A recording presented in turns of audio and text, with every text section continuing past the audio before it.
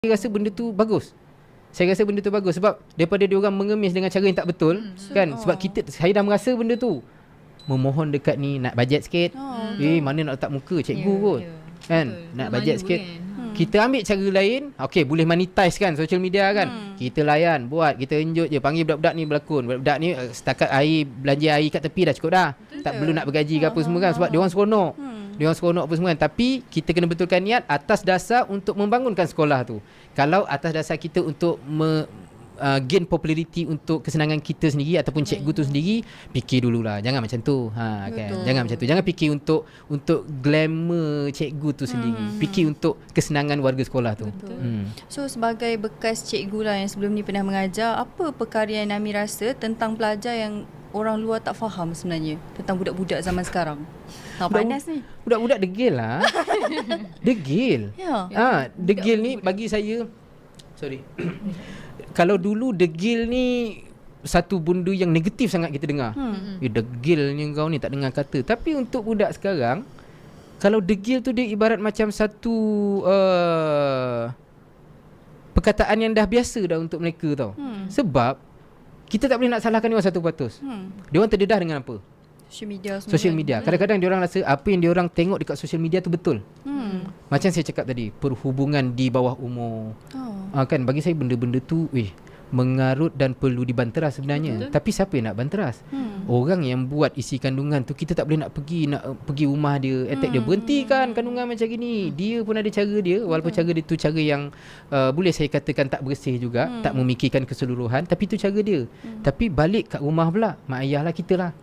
Kan kita lah pula kan macam mana kita nak settingkan supaya ada batasan. Jangan terlepas video-video macam ni dekat phone dia, dekat gadget dia. Mak ayah sekarang pun ada yang dah menyediakan gadget untuk anak-anak. So berbalik kepada kita, anak-anak ni dia tak ada silapnya pada awalnya tau. Dia macam kain putih yang corakkan tu kita kan. So once dia dah dapat corak yang macam ni, dia dah terbiasa dengan benda tu. That's why lah bila dia tengok apa yang dia pengaruh dekat social media tu, dia akan cuba buat dengan kawan-kawan dia. Dekat sekolah, zaman sekarang pula zaman-zaman rokok elektronik. Kadang-kadang tu sedih lah tengok sekolah rendah dah ada rokok elektronik sendiri. Saya pernah rampas tau benda tu dulu. Sekolah rendah. Budak tahun 5 dengan tahun 6. Tapi dia seolah-olah dia menempelak diri juga tau.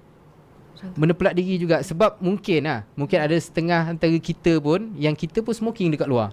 Kan? Tapi kita masih lagi ada batasan. Dalam sekolah kita tak buat, luar sekolah. Tapi disebabkan pengaruh social media ni, di mana ada yang mempromosikan terlampau hardcore sangat tanpa ada satu sempadan. Untuk bawah umur tak boleh, kan? Tanpa ada satu guideline yang tetap. Jadi benda-benda tu mempengaruhi kanak-kanak ni yang bawah 12 tahun ni. Kan, yang sekolah menengah tu apatah lagi lah. Kan, tapi untuk yang bawah 12 tahun ni sangat-sangat kritikal jika berlaku macam tu. So untuk cabaran sekarang ni, terus terang saya cakap social media lah. Social media. So saya pun ambil kesempatan ni juga, saya minta tolong sangat-sangat pencipta kandungan, para YouTubers. Saya menghormati kerja kalian semua. Saya menghormati sebab saya pun dalam bidang yang sama.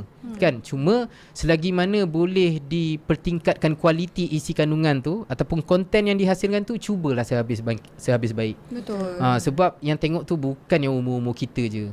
Yang bawah-bawah kita pun, kalau mak ayah halang sekalipun, kadang-kadang boleh akses je benda tu. Betul. Lalu dekat shorts, lalu dekat reels, kan, dekat search, apa semua tu mesti boleh lalu punya. So kalau mereka susah nak tepis benda tu, kita sebagai pencipta ataupun penghasil kandungan ni yang buat action dulu. Cuba kontrol. Saya tak ada pun nak kata saya ni baik tak. Sebab saya pun ada anak-anak. Tapi saya punya benda-benda, kalau anak saya terbuat, contoh 6-7 contoh kan. Saya sekali dua boleh lah. Ini sampai cakap dengan mak ayah, Mama 6-7. Engkau ni kita dah jadi macam tu pula. Sikit-sikit sudah kita sampaikan pesanan kat dia. Tak apalah, saya boleh tegur sebab tu anak saya. Tapi kalau anak-anak orang lain yang terlepas dari pandangan kita, cuba fikirkan.